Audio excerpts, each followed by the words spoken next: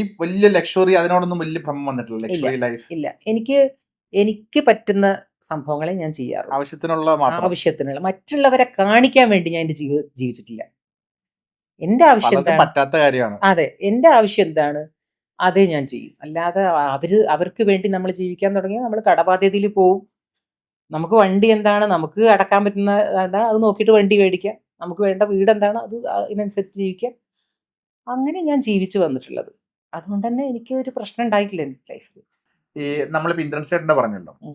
പല നടന്മാർക്കും ഒരു ടൈം കഴിഞ്ഞ് കഴിയുമ്പോൾ അവരുടെ കരിയറിൽ വലിയ മാറ്റങ്ങൾ വരും. ഞാൻ എടുത്തു പറയാം നടന്മാർക്ക്. ഉം.